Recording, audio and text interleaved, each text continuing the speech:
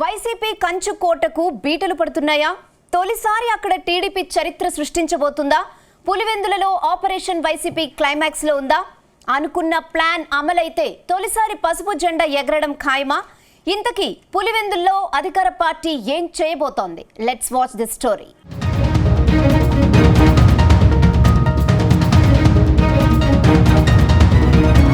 కడప జిల్లా పులివెందుల పేరు చెబితే చాలు పొలిటికల్ గా అందరికీ గుర్తొచ్చేది వైఎస్ ఫ్యామిలీనే. ఈ కుటుంబానికి కంచుకోట పులివెందుల నియోజకవర్గం. 1978లో రాజకీయ రంగ ప్రవేశం చేసిన వైఎస్ రాజశేఖర రెడ్డి హయాం నుంచి ప్రస్తుత మాజీ ముఖ్యమంత్రి వైఎస్ జగన్మోహన్ రెడ్డి వరకు ఏ ఎన్నిక జరిగినా వైఎస్ కుటుంబానికి ఎదురు ఉండేది కాదు. కానీ మొట్టమొదటిసారిగా ఇటీవల సాగునీటి సంఘాల ఎన్నికల్లో 32కు 32 స్థానాలు కైవసం చేసుకుంది అధికార పార్టీ.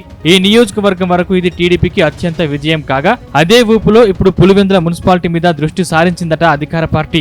జగన్ అడ్డాలో పసుపు జెండా పాతేందుకు అసంతృప్తి కౌన్సిలర్లకు బంపర్ ఆఫర్ ఇస్తున్నట్లు సమాచారం.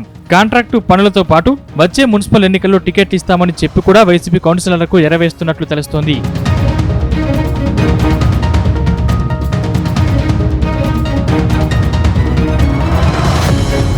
ఇక పులివెందుల మున్సిపాలిటీలో 32 మంది కౌన్సిలర్లు ఉన్నారు. గత ఎన్నికల్లో ఉన్న స్థానాలన్నింటినీ వైసీపీ ఏకగ్రీవంగా కైవసం చేసుకుంది. కానీ ప్రస్తుతం 10 మంది కౌన్సిలర్లు వైసీపీని వీడి సైకిల్ ఎక్కడానికి సిద్ధమయ్యారట. గత వారమే 2 కౌన్సిలర్లు టీడీపీ కండువా కప్పుకున్నారు. మరో 8 మంది కూడా టీడీపీలోకి రావడానికి సిద్ధంగా ఉన్నట్లు చెప్పుకుంటున్నారు.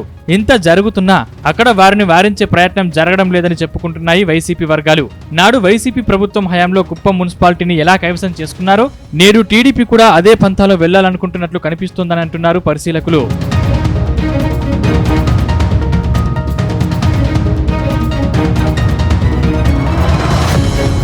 మరోవైపు వైసీపీ కౌన్సిలర్లో ఉన్న అసంతృప్తి టీడీపీకి అనుకూలంగా మారిందనే ప్రచారం సైతం జరుగుతుంది.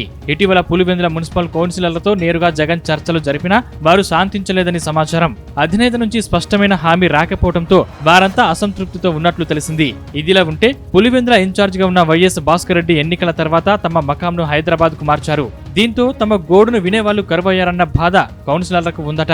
ఇదే అదునుగా భావించిన టీడీపీ నేతలు అసంతృప్త వైసీపీ కౌన్సిలర్లకు ఆఫర్ల మీద ఆఫర్లు ఇస్తున్నట్లు చెప్పుకుంటున్నారు.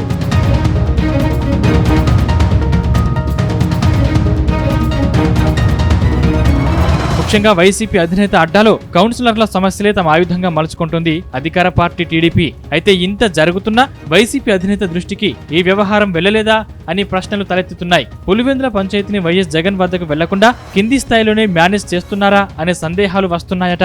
లేక వెళ్లినా ఏం జరుగుతుందో చూద్దామన్నట్టుగా ఉన్నారా అన్న చర్చ నడుస్తుంది. మొత్తంగా పులివెందులలో నమ్మిన వారే వైసీపీని ముంచబోతున్నారన్న టాక్ నడుస్తోంది. పార్టీ అధికారంలో ఉన్నప్పుడు ఓ 5 కౌన్సిలర్లకే ప్రాధాన్యత ఇవ్వడాన్ని మిగతా వాళ్ళు జీర్ణించుకోలేకపోయారట. దాంతో ఇప్పుడు మా టైం వచ్చిందని అనుకుంటున్నారని సమాచారం. ఈ ఎపిసోడ్ ని జగన్ ఎలా డీల్ చేస్తారని ఆసక్తిగా గమనిస్తున్నారు పొలిటికల్ పరిశీలకులు.